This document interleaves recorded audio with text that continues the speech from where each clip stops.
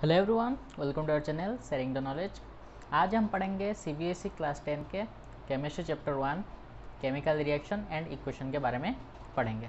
Okay, so first इस chapter में हम क्या पढ़ेंगे? What is a chemical reaction, what is a chemical equation, balancing a chemical equation, types of chemical reaction, इस बारे में हम पढ़ेंगे। तो first comes what is a chemical reaction. So it is a process, chemical reaction is a process जिसमें क्या होता है, a new substance is formed from any substance. कोई भी सब्सटेंस से एक न्यू सब्सटेंस फॉर्मेशन होता है, उसको बोलते हैं केमिकल रिएक्शन। इसमें क्या होता है, जो सब्सटेंस से न्यू सब्सटेंस फॉर्मेशन हुआ, उसका कलर, टेम्परेचर, टेस्ट, स्मेल कुछ भी चेंज हो सकता है। इनमें से अगर कुछ भी हुआ है, कोई एक भी हुआ है और सब भी एक साथ हो सकते हैं, तो ये सब होगा तो हम इसको बोलेंगे it is a chemical change. क्या बोलेंगे? Chemical change. जिस प्रोसेस से केमिकल चेंज हुआ उसको बोलते हैं chemical reaction. And chemical reaction हुआ है तो तुम्हें कैसे पता चलेगा? अगर एक नया सब्सटेंस फॉर्मेशन हो गया होगा एंड उस सब्सटेंस को हम पिछले वाले सब्सटेंस के को लौट नहीं सकते। मतलब एक नया सब्सटेंस फॉर्मेशन हो गया, जिस सब्सटेंस से वो नया सब्सटेंस फॉर्मेशन हुआ, हम वो सब्सटेंस फिर से नहीं वापस पा सकते। तो वापस पाने के लिए हमें क्या करना पड़ेगा? ऐसे ही नहीं मिल जाएगा तो कैसे मिलेगा? तो हमें फिर से केमिकल रिएक्शन करके उसको वापस लाना पड़ेगा to get that substance, the original substance जिससे हमने वो नया सब्सटेंस पाया था। तो नया सब्सटेंस से फिर ओरिजिनल सब्सटेंस पाने के लिए हमें क्या करना पड़ेगा? और एक केमिकल रिएक्शन करना पड़ेगा। ठीक है। So, chemical reaction is a process in which a new substance is formed from any substance. Okay, so ये हो गया chemical reaction. For example, paper is burnt, कागज जल गया तो उससे क्या होगा? रैक फॉर्मेशन हुआ, मतलब आस ऑफ पेपर। ठीक है। सो हम उस अंगार से पेपर दोबारा नहीं मिल सकता हमें, सो that is a chemical change. Okay, petrol जल गया, वेपर होके उड़ गया, जल गया। फ्यूल जब कम्ब्यूशन होता है, कम्ब्यूशन ऑफ पेट्रोल कोई भी, तो उससे भी that is a chemical change. तो हम पेट्रोल जल जाने के बाद फिर से पेट्रोल नहीं पा सकते। अगर पा सकते तो गाड़ी हम बार बार चलाते, कितना गाड़ी चलाते हम। ठीक है। तो ये हो गया केमिकल चेंज। वाटर का तो केमिकल चेंज, कौन सा केमिकल चेंज नहीं है? जब वाटर फ्रीज होके आइस बन जाता है, तो आइस क्या हो गया? सॉलिड हो गया, एक नया सब्सटेंस फॉर्मेशन हो गया। So that is not a chemical change. क्यों? क्योंकि हम वाटर फिर से पा सकते हैं। Physical change, that is called a physical change. वापस हम उसे पा सकते हैं, so that is called a physical change. ठीक है। तो इसके लिए हमें कोई केमिकल रिएक्शन करना नहीं पड़ता। आइस से वाटर पाने के लिए तो हमें कोई केमिकल रिएक्शन करना नहीं पड़ता, ऐसे ही निकल जाता है, आइस से वाटर निकल जाता है। तो that is a physical change. तो अब आया क्या? केमिकल इक्वेशन क्या है? तो केमिकल रिएक्शन हम समझ गए, केमिकल चेंज क्या है हमें पता चल गया। अब पढ़ेंगे केमिकल इक्वेशन। तो केमिकल इक्वेशन क्या है? सोचो, मेरे पास क्या है? मैग्नीशियम रिबन है। बुक में दिया है एग्जाम्पल, मैग्नीशियम रिबन है, मैंने इसको आग लगा दिया, जला दिया। सॉरी, मेरे पास क्या है? मैग्नीशियम रिबन है।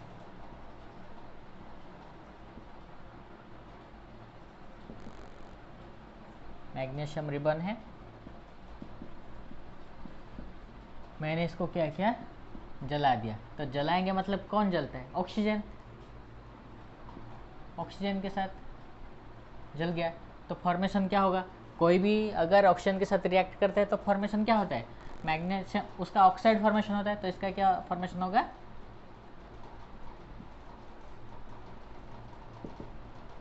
मैग्नीशियम ऑक्साइड फॉर्मेशन हो गया। ठीक है। तो मैग्नीशियम ऑक्साइड, तो इसको लिखने के लिए हमें क्या लिखना पड़ता है? उसका नाम लिखना पड़ता है, पूरा कंप्लीट उसका स्टेटमेंट, एक स्टेटमेंट बन गया, बहुत ज़्यादा जगह ले गया। तो इसको लिखने के लिए हम क्या करेंगे? इसका जो सिंबल है, फॉर्मूला है, मैग्नीशियम का फॉर्मूला, ऑक्सीजन का फॉर्मूला, मैग्नीशियम ऑक्साइड का फॉर्मूला, तो इसको लिखने के लिए हम उस फॉर्मूला को यूज़ करेंगे। जिससे क्या होगा? हमें शॉर्ट में लिखना हो जाएगा, कम जगह में लिखा हो जाएगा। ठीक है। और it is easy to write that. तो मैग्नीशियम का फॉर्मूला क्या है Mg, ऑक्सीजन का फॉर्मूला क्या है O2, और फॉर्मेशन क्या हो रहा है हमारे मैग्नीशियम ऑक्साइड, तो दैट इज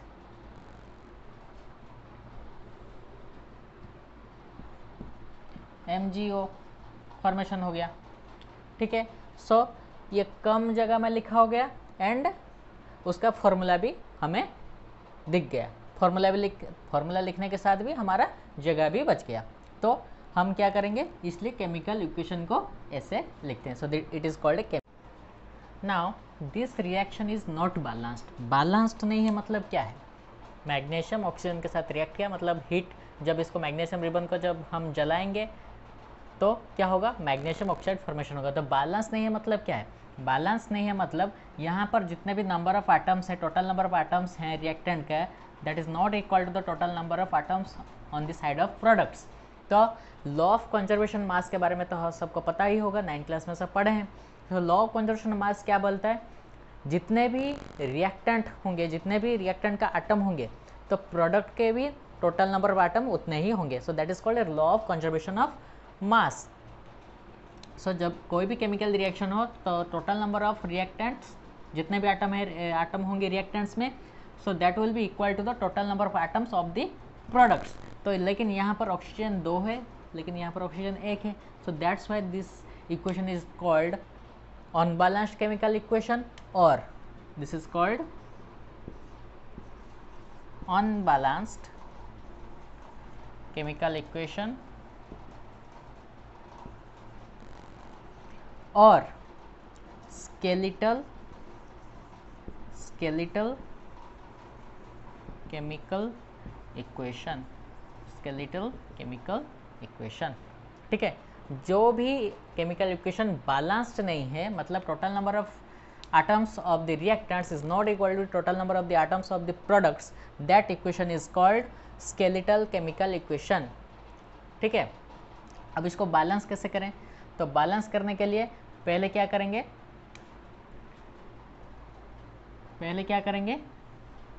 मेटल्स को बैलेंस करेंगे, इसमें मेटल्स को बैलेंस करेंगे, उसके बाद नॉन मेटल्स को बैलेंस करेंगे, उसके बाद ऑक्सीजन को करेंगे, उसके बाद हाइड्रोजन को करेंगे। तो पहले मेटल क्या है, metals normally sodium, magnesium, zinc, copper, these are normally metals, iron, cobalt, nickel और potassium, these are normally the metals. Non-metals are the most of the gases are non-metals like hydrogen, helium, argon, krypton, xenon, radon, neon. These are the rare gas and they are also metals. Others are like nitrogen, oxygen, fluorine, chlorine, bromine, iodine. These are also non-metals. And then non-metals को balance करने के बाद oxygen को करेंगे, oxygen के बाद फिर hydrogen को बैलेंसिंग करेंगे। तो याद रखना, पहले मेटल्स को बैलेंस करने के बाद नॉन मेटल्स करेंगे, नॉन मेटल्स को जो बैलेंस करेंगे फिर से देखेंगे मेटल बैलेंस है या नहीं।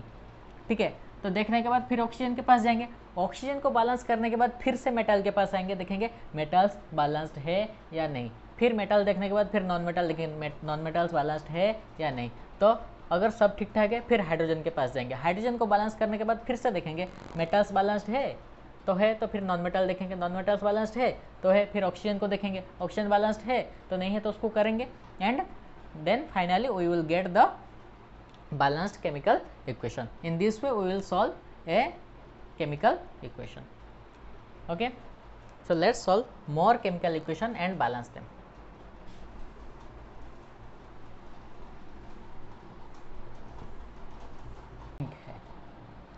जिंक का फॉर्मूला क्या है, Zn। इसको अगर हम सल्फ्यूरिक एसिड के साथ रिएक्ट करेंगे तो क्या फॉर्मेशन होगा, ZnSO4 प्लस हाइड्रोजन निकल जाएगा। तो ये तो बैलेंस हो के है, पहले से ही बैलेंस है। और एक लेंगे H2 plus O2 gives H2O। ये वाटर का फॉर्मूला है। तुम बोलोगे सर यहाँ पर H2 है, यहाँ पर H2 है, ऑक्सीजन 2 है तो यहाँ पर ऑक्सीजन तो नहीं है, so this is not equal. So यहाँ पर हम क्या करेंगे, इसको बैलेंस करने के लिए हम क्या करेंगे, यहाँ पर 2 मल्टीप्लाई कर देंगे। सो ये हो जाएगा 2H2O। 2H2O मतलब हाइड्रोजन कितना हो गया, 4 हो गया, तो यहाँ पर 2 है। So this is the formula of water. Hydrogen plus oxygen gives 2H2O, 2 molecules of water. Next हम पढ़ेंगे बैलेंसिंग का method, how to balance. So metal और नॉन मेटल के बारे में तो तुम जानते ही होगे, मेटल किसको बोलते हैं, नॉन मेटल किसको बोलते हैं। So non metals are very small in number, मतलब बहुत ही कम है नंबर में। जैसे कि जितने भी सब गैसेस हैं, हाइड्रोजन, रेयर गैस जितने helium, neon, argon, krypton, xenon, radon, nitrogen, oxygen, fluorine, bromine, iodine, ये सब जो हैं ये सब क्या है, नॉन मेटल्स हैं। पीरियोडिक टेबल में देख सकते हो नॉन मेटल्स एक जिगजैग ऐसे दिया होगा, साइड में बुक में भी दिया होगा ऐसे, इस साइड में जितने भी सब नॉन मेटल्स होते हैं, ठीक है, राइट साइड में। तो नॉन मेटल क्या होते हैं और मेटल्स क्या होते हैं तुम्हें पता है। तो जब भी हम बैलेंस करेंगे केमिकल इक्वेशन को, तो पहले मेटल को बैलेंस करेंगे, मेटल्स को, ठीक है, मेटल्स को बैलेंस करेंगे पहले, फिर करेंगे नॉन मेटल्स को, किसको, नॉन मेटल्स को, उसके बाद करेंगे ऑक्सीजन को, उसके बाद करेंगे हाइड्रोजन को, ठीक है। पहले करेंगे किसको, metals, non metals, oxygen and hydrogen. So in this reaction manganese oxide plus hydrochloric acid gives manganese chloride plus H2O and chlorine gas, ठीक है। तो इस रिएक्शन में देखो क्या करेंगे, पहले देखो क्या है, बैलेंस्ड है कि अनबैलेंस्ड है। तो मैंगनीज यहाँ पर 1 है, यहाँ पर 1 है, ठीक है, ऑक्सीजन 2 है, यहाँ पर 1 है, अनबैलेंस्ड है। हाइड्रोजन 1 है, तो हाइड्रोजन यहाँ पर 2 है, क्लोरीन यहाँ पर 4 है, यहाँ पर 1 है, यहाँ पर 4 है, तो इट इज़ अनबैलेंस्ड। तो पहले हम क्या करेंगे, मेटल्स को क्या करेंगे, बैलेंस करेंगे। तो मेटल्स नॉर्मल से होते हैं, मैंगनीज, आयरन और जिंक, कॉपर, ये सब होते हैं क्या नॉर्मली। इस चैप्टर में मेटल्स के बारे में यही सब आएंगे रिएक्शन में। और नॉन मेटल्स में तो आएगा क्या, nitrogen, oxygen, fluorine, chlorine, bromine, iodine, ये सब होते हैं, हाइड्रोजन, हीलियम, नियॉन, रेडन, जो भी होते हैं सो गैसेस, मेनली गैसेस होते हैं नॉन मेटल्स, ठीक है। यहाँ पर ऑक्सीजन आ गया, क्लोरीन आ गया, हाइड्रोजन आ गया, ये तीनों हो गए नॉन मेटल्स। पहले हम क्या करेंगे, मेटल्स को बैलेंस करेंगे। तो मेटल तो बैलेंस है ही। अब आया नॉन मेटल्स। नॉन मेटल्स में पहले क्लोरीन को करेंगे, तो ऑक्सीजन और हाइड्रोजन को बाद में करेंगे, ठीक है। हर एक, अगर हम पहले मेटल्स को बैलेंस कर दिए फिर नॉन मेटल्स को करेंगे, ठीक है। करने के बाद फिर देखेंगे मेटल्स बैलेंस्ड है कि नहीं, कोई एक को बैलेंस करने के बाद फिर हमें पीछे जाना पड़ेगा, वो बैलेंस है कि नहीं उसको देखेंगे, ठीक है। तो क्लोरीन यहाँ पर कितना है, 1 है, यहाँ पर 4 है, तो हम यहाँ पर कर देंगे 4HCl, कर दिए। अब देखेंगे पिछले वाला, ठीक है, कि मैंगनीज और ये, ठीक है, इसका कोई फ़र्क नहीं पड़ा, तो यहाँ पर क्लोरीन बैलेंस हो गया। अब करेंगे किसको, ऑक्सीजन को। तो ऑक्सीजन यहाँ पर 2 है, यहाँ पर कितना है, 1 है, तो हमें यहाँ पर 2 करना पड़ेगा। सो यहाँ पर हमने 2 मल्टीप्लाई कर दिया, ठीक है, तो हो गया, ऑक्सीजन बैलेंस हो गया। अब है, फिर हम देखेंगे, पीछे जाएंगे, देखेंगे वो बैलेंस है कि नहीं। मतलब देखो मैंगनीज, ठीक है, क्लोरीन, ठीक है, कोई फ़र्क नहीं पड़ा। अब ऑक्सीजन भी बैलेंस हो गया। तो यहाँ पर देखो अब क्या हुआ, हाइड्रोजन यहाँ पर 4 है, यहाँ पर भी हाइड्रोजन हो गया 4, और क्लोरीन 2 है, 4 हो गया, यहाँ पर भी 4 हो गया। अब देखो ये बैलेंस हुआ कि नहीं, हो गया balance. Manganese oxide 4HCl gives manganese chloride and 2H2O plus Cl, ठीक है, बैलेंस हो गया। अब करेंगे next,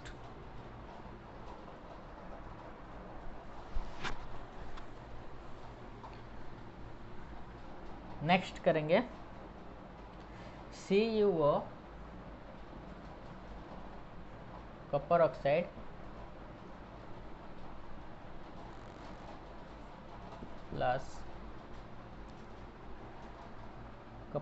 plus ammonia gives copper plus nitrogen plus H2O। तो इस रिएक्शन में देखो क्या है, कॉपर एक है, यहाँ पर भी कॉपर एक है, ऑक्सीजन है एक, तो यहाँ पर भी एक है, NH3 N नाइट्रोजन एक है, यहाँ पर 2 है, हाइड्रोजन 3 है, यहाँ पर 2 है।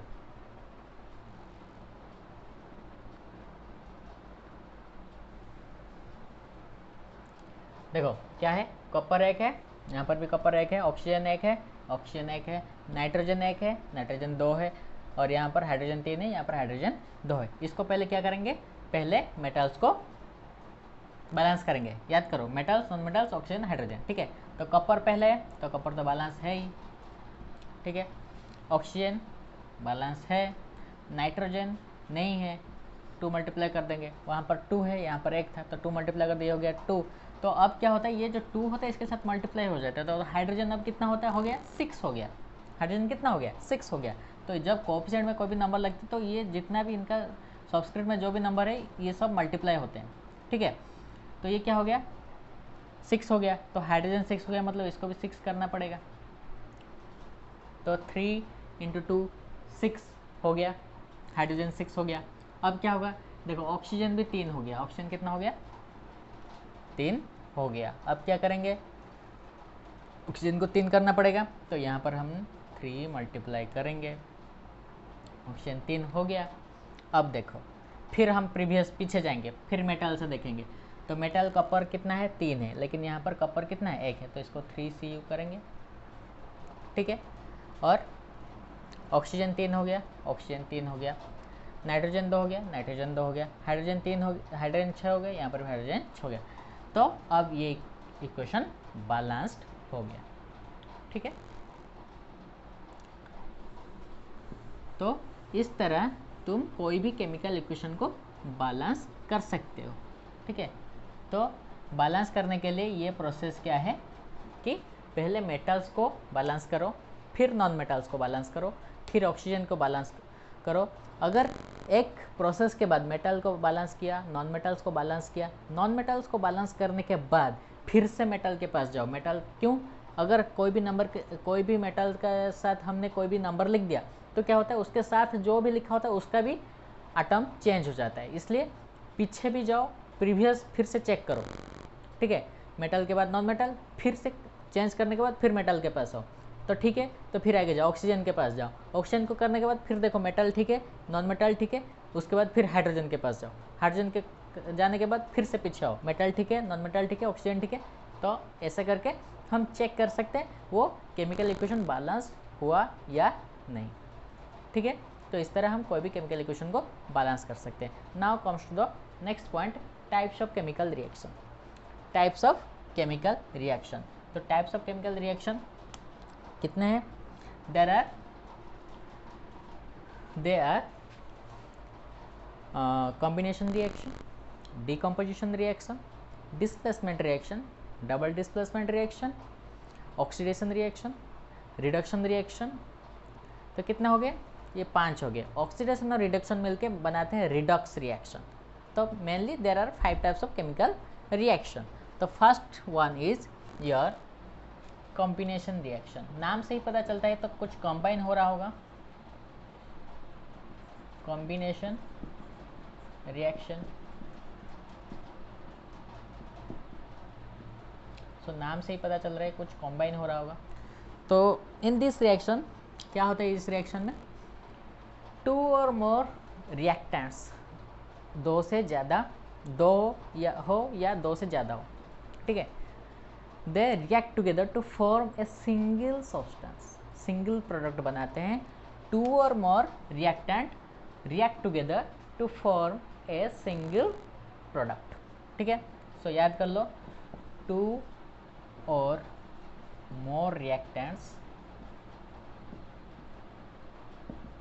रिएक्ट, क्या करते हैं, रिएक्ट करते हैं together to form a single product. एक ही प्रोडक्ट देते हैं, ठीक है। So that is called a combination reaction. For example, पहले से ही ले चुके हैं, magnesium oxide plus magnesium plus oxygen gives magnesium oxide, balance कर देते हैं 2 MgO, ठीक है। तो 2 Mg, हाँ, तो हो गया, ये बैलेंस हो गया। सो 2 या 2 से ज़्यादा रिएक्टेंट रिएक्ट करके एक सिंगल सब्सटेंस बनाते हैं, सिंगल प्रोडक्ट बनाते हैं, that is called a combination reaction. तो इसमें क्या हो सकता है, हीट इवॉल्व हो सकता है, मतलब टेम्परेचर बढ़ सकता है। सो जिस रिएक्शन में टेम्परेचर बढ़ता है और हीट निकलता है, कुछ भी होता है, अगर टेम्परेचर बढ़ रहा है तो उसको बोलेंगे क्या, एक्सोथर्मिक रिएक्शन। क्या बोलेंगे, एक्सोथर्मिक रिएक्शन।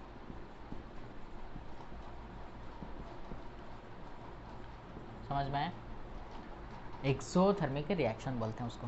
तो और एक एग्जांपल लेते हैं, carbon plus oxygen gives carbon dioxide, ठीक है, carbon plus oxygen gives carbon dioxide. So it is also a combination reaction. Combination reaction का डेफिनेशन याद है, 2 or more reactants react together to form a single product, that is called a combination reaction. So these are the examples.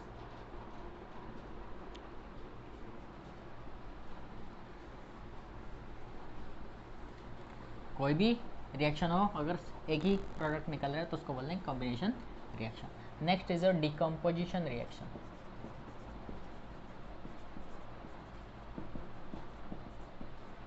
Decomposition reaction,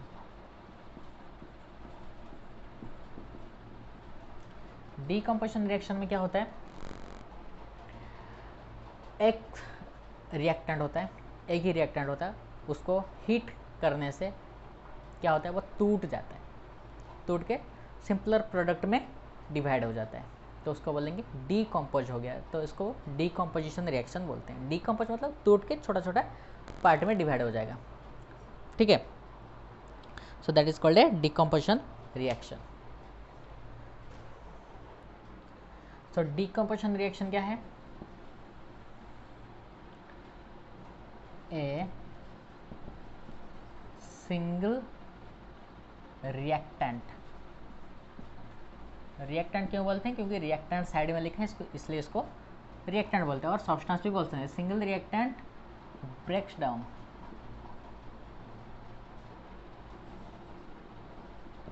into simpler products, तो उसको बोलेंगे क्या, decomposition reaction. Decompose, उसका नाम से ही पता चल रहा है कि टूट रहा होगा, ब्रेक डाउन हो रहा होगा, तो उसको बोलेंगे डीकम्पोजिशन। तो एक ही सब्सटेंस होगा, रिएक्टेंट होगा, उसको अगर हम हीट देंगे वो टूट जाएगा, ठीक है। फॉर एग्जांपल कैल्शियम कार्बोनेट, इसको बोलते हैं लाइमस्टोन भी बोलते हैं, लाइमस्टोन भी बोलते हैं, ठीक है। अगर हम इसको हीट देंगे तो ये क्या हो जाएगा, टूट जाएगा। क्या फॉर्मेशन होगा, कैल्शियम ऑक्साइड फॉर्मेशन होगा प्लस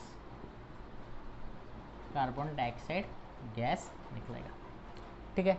तो कैल्शियम ऑक्साइड निकलेगा और कार्बन डाइऑक्साइड गैस निकलेगा। इसके साथ क्या होगा, इसको क्या बोलते हैं, कैल्शियम ऑक्साइड, और इसका दूसरा नाम क्या है, क्विकलाइम, ठीक है, इसको बोलते हैं क्विकलाइम। और एक होता है कैल्शियम हाइड्रोक्साइड, उसको बोलते हैं स्लैग्ड लाइम, ठीक है। सो ये हो गया डीकम्पोजिशन रिएक्शन। और एक एग्जांपल लेंगे इसका,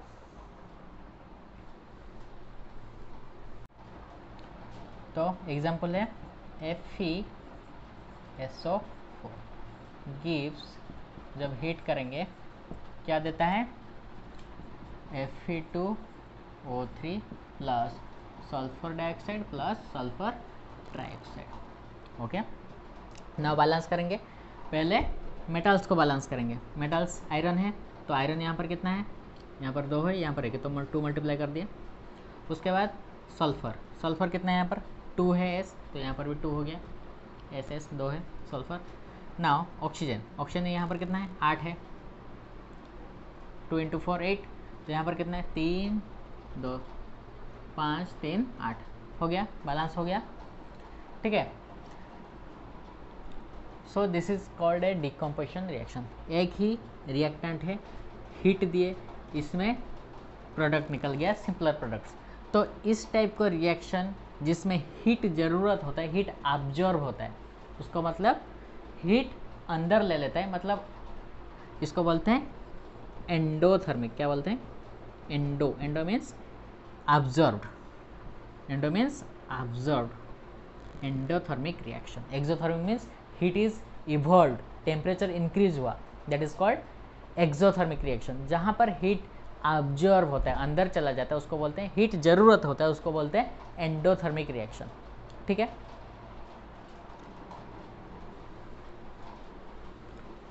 तो डीकम्पोजिशन रिएक्शन को एंडोथर्मिक रिएक्शन भी बोल सकते हैं और कॉम्बिनेशन रिएक्शन को एक्सोथर्मिक रिएक्शन भी बोल सकते हैं। उसके बाद आया displacement reaction. Displacement reaction. Displacement reaction में क्या होता है? इसमें रिएक्टिव सीरीज जानना जरूरी है। ठीक है, तो इसमें जो ज़्यादा रिएक्टिव है, ज़्यादा रिएक्शन करने का पावर है जिसमें रिएक्टिव, तो वो क्या करता है, उससे कम वाला जिसका पावर है, रिएक्टिंग पावर है, उसको निकाल देता है और उसके जगह में खुद बैठ जाता है। ठीक है, सोचो कि तुम दोनों फाइट लगोगे, कोई भी दो फ्रेंड फाइट लगे, तो जिसका पावर ज़्यादा होगा वो उसको निकाल देगा बाहर, घर से बाहर निकाल देगा। ठीक है, तो फाइट लगना बुरी बात है, कभी फाइट मत लगना। ठीक है, मैंने एग्जाम्पल दिया। तो जिसका पावर ज़्यादा होता है वो निकाल देता है, तो इसमें भी वैसा ही है। किसमें? डिस्प्लेसमेंट रिएक्शन में ये डिस्प्लेस कर देता है, निकाल देता है, क्योंकि ये ज़्यादा पावरफुल है, ज़्यादा रिएक्टिव है, इसलिए क्या करता है, उसको निकाल देता है। सो ये क्या करता है, the more reactive element displaces the less reactive element।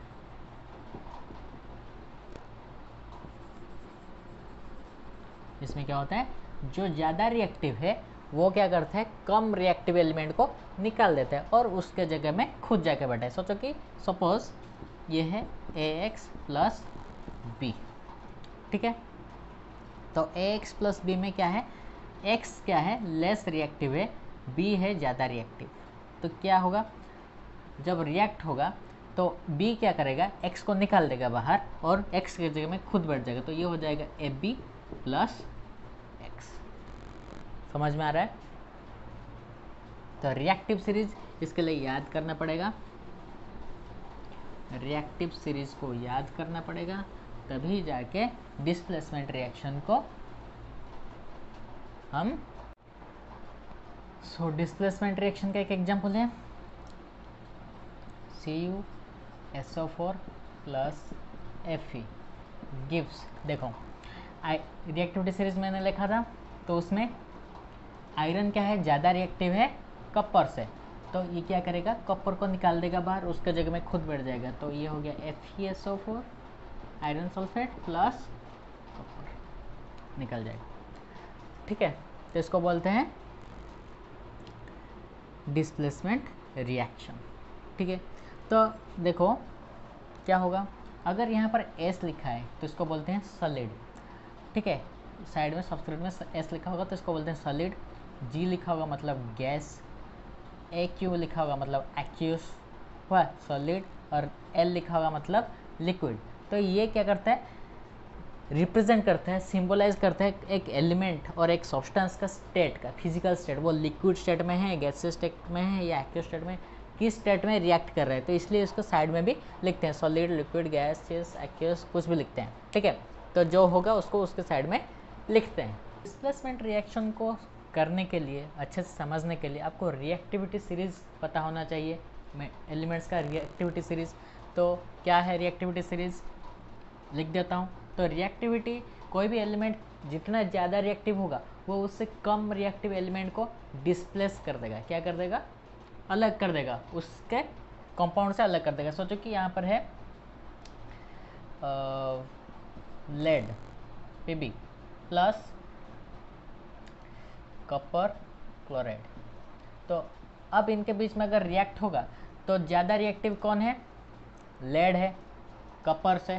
तो लेड क्या करेगा? कपर को बाहर निकाल देगा और खुद उसके जगह पे जाके बैठ जाएगा। सो PbCl2 प्लस कपर। सो कपर अलग हो गया। सो हमें पता होना चाहिए कि कौन सा एलिमेंट कितना रिएक्टिव है, किससे ज़्यादा रिएक्टिव है, कौन कम रिएक्टिव है। तो ये है उसका रिएक्टिविटी सीरीज। फर्स्ट आता है पोटेशियम। नेक्स्ट, तो पोटेशियम सबसे ज़्यादा रिएक्टिव होता है। Next sodium, next calcium, magnesium, aluminium, then zinc, then iron, then lead, then hydrogen, then copper, then mercury, then silver, then gold, then platinum. So this is the reactivity series of elements. तो सबसे ज़्यादा reactive कौन है? Potassium.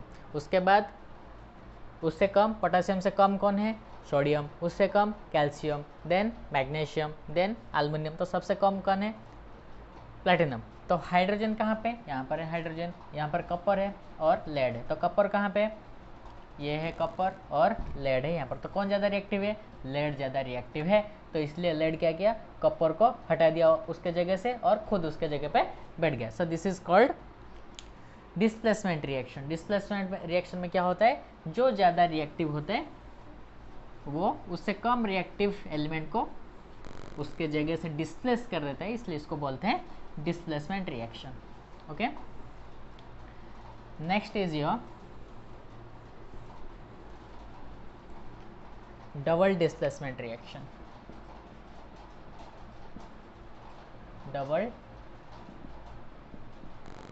Displacement reaction. तो इसमें क्या होता है? दो कंपाउंड होता है। इसमें क्या होता है? एलिमेंट्स एक्सचेंज कर देते हैं, आयन एक्सचेंज हो जाते हैं। ठीक है, तो सोचो कि ये एक कंपाउंड है और ये एक कंपाउंड है। ठीक है, जब इनके बीच में रिएक्शन होगा ये दोनों एक्वियस होंगे। ठीक है, ये एक्वियस सॉल्यूशन, ये भी एक्वियस सॉल्यूशन। ठीक है, तो जब इन दोनों के बीच में रिएक्शन होगा तो इनका जो आयन है ये एक्सचेंज हो जाएंगे। आयन एक्सचेंज होता है डबल डिस्प्लेसमेंट रिएक्शन में। क्या होता है? आयन एक्सचेंज हो जाते हैं। ठीक है, तो अगर ये आयन है इसके साथ चला जाएगा, एक्स पी के साथ रिएक्ट कर लेगा और कंबाइन हो जाएगा, एंड वाई क्यू के साथ।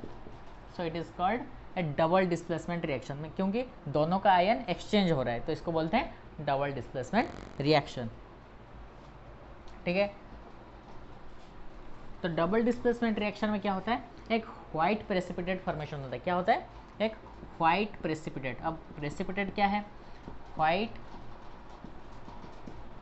प्रेसिपिटेट फॉर्मेशन होता है। तो व्हाइट प्रेसिपिटेट क्या है? व्हाइट प्रेसिपिटेट एक पाउडरी सब्सटेंस होता है, पाउडर की तरह दिखता है, which are insoluble in water. Solution में सॉल्युबल नहीं होगा, so that is called a white precipitate. ठीक है, आयन एक्सचेंज होते हैं, दोनों सब्सटेंस का आयन एक्सचेंज होते हैं, एक व्हाइट प्रेसिपिटेट फॉर्मेशन होता है which are insoluble, that is called a double displacement. Silver nitrate plus sodium chloride दोनों ही एक्वियस सॉल्यूशन में हैं। तो ये जब रिएक्ट करेंगे क्या निकलेगा? आयन एक्सचेंज हो जाएगा। Ag के साथ क्या हो जाएगा? Cl आ जाएगा, Ag के पास Cl आ जाएगा, नाइट्रेट सोडियम के पास चला जाएगा। तो ये हो जाएगा AgCl प्लस सोडियम के पास क्या आ जाएगा? NO3। सो ये हो गया NaNO3। ठीक है, sodium silver chloride and sodium nitrate हो गया। तो इसमें भी प्रेसिपिटेट फॉर्मेशन होगा, वाइट प्रेसिपिटेट। तो ये हो गया white precipitate. Sodium silver chloride जो होता है ये हो गया वाइट प्रेसिपिटेट होता है। ठीक है, तो ये हो गया double displacement reaction. Next is your oxidation reaction. Oxidation reaction क्या होता है? ऑक्सीडेशन रिएक्शन में क्या होता है? ऑक्सीजन ऐड हो जाता है, गेन हो जाता है। कोई भी एलिमेंट हो वो ऑक्सीजन को ले लेता है अपने तरफ, that is called oxidation. So gain of oxygen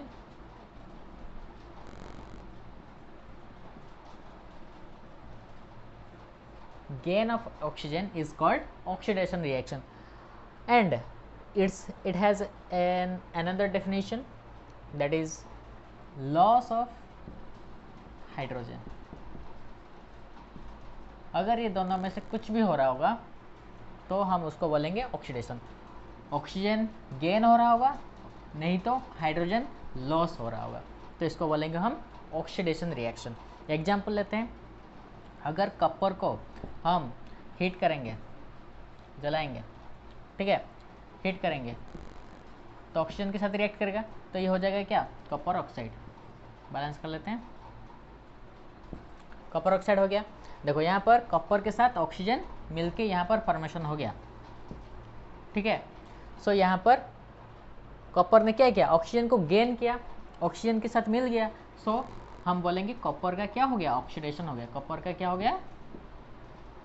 oxidation हो गया। समझ में आ रहा है?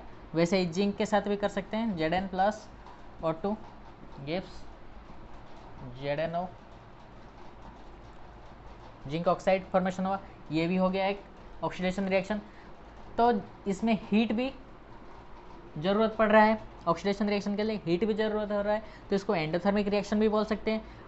और क्योंकि यहाँ पर दो रिएक्टेंट मिलके एक प्रोडक्ट बना रहे हैं, तो ये भी एक कॉम्बिनेशन रिएक्शन भी बोल सकते हैं, ठीक है। तो यहाँ पर भी हीट चाहिए, ठीक है, तो जहाँ पर हीट ज़रूरत है उसको एंडोथर्मिक रिएक्शन भी बोलते हैं।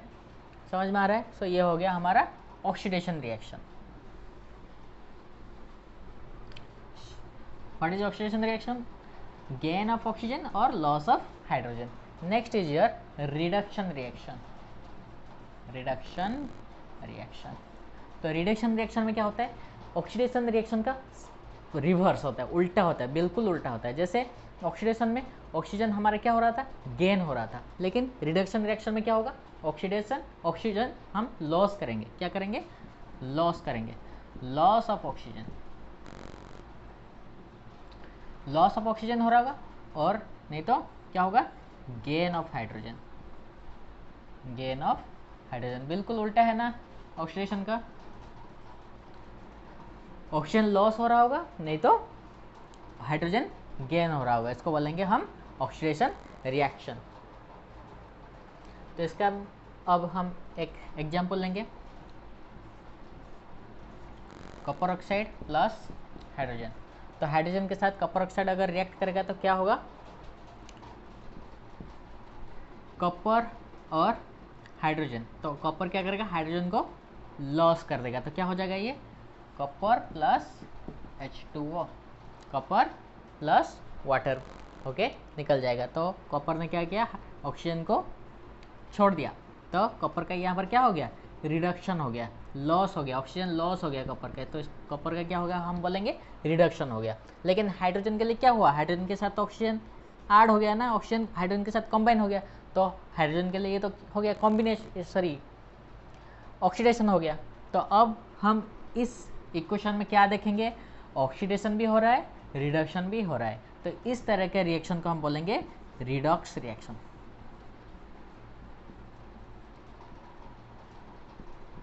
समझ में आ रहा है? तो ये एक रिडक्शन रिएक्शन का भी एग्जाम्पल है एंड रिडॉक्स रिएक्शन का भी एग्जाम्पल है। समझ में आ रहा है? रिडॉक्स रिएक्शन क्या है? जिस रिएक्शन में ऑक्सीडेशन भी हो रहा होगा, रिडक्शन भी हो रहा होगा, दोनों रिएक्शन हो रहे होंगे, उसको बोलेंगे redox reaction. Red and ox, redox, ठीक है,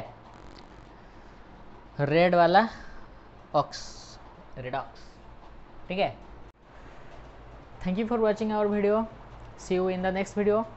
Thank you and have a nice day.